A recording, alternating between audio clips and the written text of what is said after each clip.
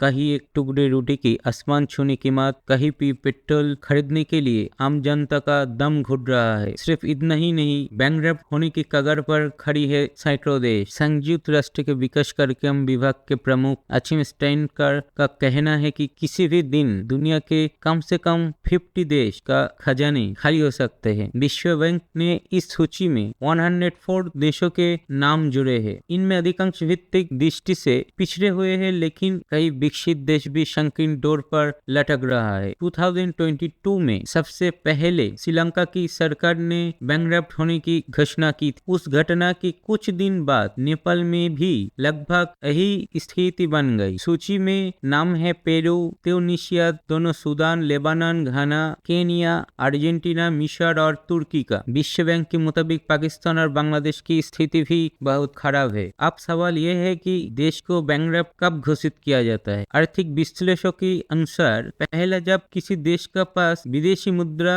भंडार खत्म हो जाता है तो उसे बैंकरप्ट घोषित कर दिया जाता है। दूसरी बात, इस देशों के खजाना में एक भी रुपया नहीं बचता, तब भी बैंकरप्ट घोषित कर दिया जाता है। जब कोई देश बैंकरप्ट होता है तो आमतौर पर वह पहले खाद्य संकट पैदा होता है। डॉलर के मुकाबले स्थानीय मुद्रा का मूल्य गिरने लगता है। एज ए रिजल्ट, लोग सड़क पर आकर खाने और पेट्रोलियम उत्पादन के लिए हंगामा करते हैं। देश के विभिन्न हिस्सों में लूटपाट शुरू हो जाते हैं। इतना ही नहीं, इस सृष्टि को गृह युद्ध का रूप लेते भी देखा गया है। श्रीलंका के साथ साथ पूरी दुनिया ने हाल ही में पेरू या अर्जेंटीना की बैंकरप्ट होने की भयावहता देखी है। इन दोनों दक्षिण अमेरिका देशों में आम लोगों को भोजन और ईंधन के लिए हिंसा में शामिल होते देखा गया है, जिसे रोकने के लिए सेना या पुलिस को गोलीबारी का सहारा लेना पड़ा। बैंकरप्ट की स्थिति के कुछ कई विशेषताएं होती है। कई मामलों में तो ये सभी देश असामान्य कर्ज के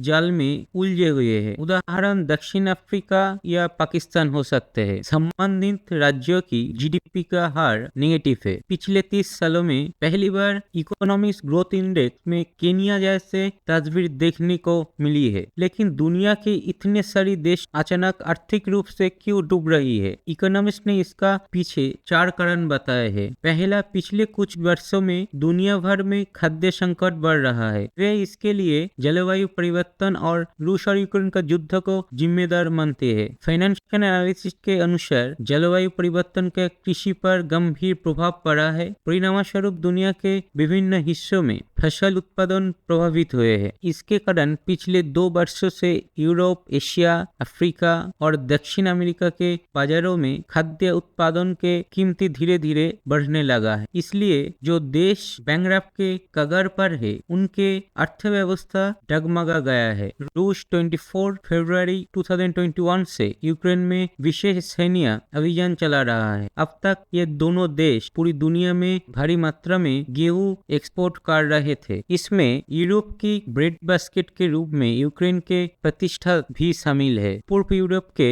इन दोनों देशों ने युद्ध के कारण गेहूं का एक्सपोर्ट बंद कर दिया। पश्चिम एशिया और अफ्रीका का अधिकांश देश रूस और यूक्रेन के गेहूं पर निर्भर है। एक्सपोर्ट बंद होने से इन राज्यों में खाद्य की कीमत आसमान छू रही है। इराक में आटे की कीमत 35% बढ़ गई है। बढ़ती कीमतों के कारण मिस्र केवल 2 महीने की गेहूं का स्टॉक कर सकता है। खाद्य संकट के बाद फ्यूल की कीमत में बढ़ोतरी आएगी। फाइनेंशियल एनालिसिस इस मुद्रास्फीति को राष्ट्रीय की बैंकरप्ट का दूसरा मुख्य कारण मानती है। यूक्रेन युद्ध की शुरुआत तक मॉस्को पश्चिमी यूरोप के फ्रांस और जर्मनी जैसे विकसित देशों को खनिज तेल और प्राकृतिक गैस की आपूर्ति कर रहा था। लेकिन अमेरिका और पश्चिमी यूरोप ने संघर्ष को रोकने के लिए रूस पर प्रतिबंध लगा दिया। परिणामस्वरूप मॉस्को के तरल सोना और प्राकृतिक गैस का इंपोर्ट रातों के रात बंद हो गया। इसके अलावा प्रतिबंधों के कारण रूस विश्व बाजार में तेल नहीं बेच पा रहा है। नतीजा ये है कि पेट्रोल की कीमत में बेतहाशा बढ़ोतरी हो रही है। पिछले साल से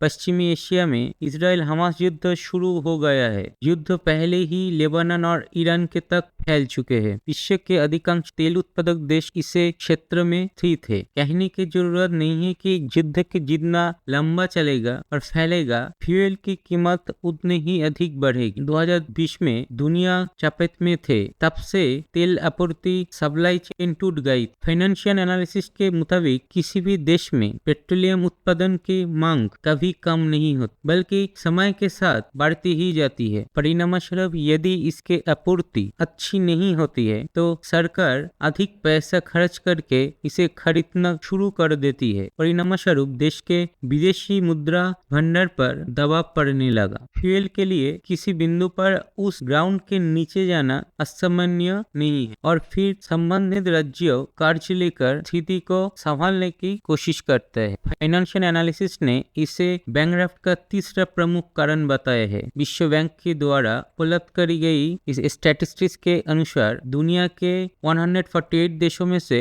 135 देश इस समय असामान्य कर्ज के बोझ तले दबे हुए हैं। इसमें 39 राष्ट्र ऐसे हैं जिन्होंने कोरोना महामारी के बाद 3 गुना से ज्यादा कर्ज लिए हैं। विश्व बैंक के मुताबिक इन 39 देशों में से 20 देश कभी भी कर्ज नहीं चुका पाएंगे। उदाहरण के तौर पर ट्यूनीशिया का उल्लेख किया जा सकता है। 2021 में इस अफ्रीकी देश के कर्ज जीडीपी के 100% तक पहुंच गया, यानी आय और व्यय बराबर होने के कारण वित्तीय स्थिरता आ गई है। इस हालातों में ट्यूनीशिया में किसी भी तरह का विकास कार्य होना लगभग नामुमकिन। फाइनेंशियल एनालिसिस ने देश का बैंकरप्ट होने के महंगाई को बताया है। अर्जेंटीना में ये 62% है। दूसरी ओर तुर्की में 70% मुद्रास्फीति है। फाइनेंस एनालिसिस का कहना है कि इन्फ्लेशन रेट 7% या उससे अधिक होती है तो संबंधित देशों को बड़े संकट का सामना करना पड़ सकता है। विश्व बैंक और संयुक्त राष्ट्रों की बैंकरप्ट होने वाले देशों की सूची में इंडिया का नाम नहीं है, लेकिन यहाँ का ज्यादातर देशों के कर्ज के आंकड़े तेजी से बढ़ रही है, जो न्यू दिल्ली को बैंकरप्ट की ओर धकेल सकता है। फिलहाल महाराष्ट्र और गुजरात के छोड़कर कोई भी राज्य कर्ज के नियंत्रण में नहीं है। सूत्रों के हवाले से खबर है कि फाइनेंस मिनिस्ट्री को इस मुद्दे पर चिंता बढ़ गई है।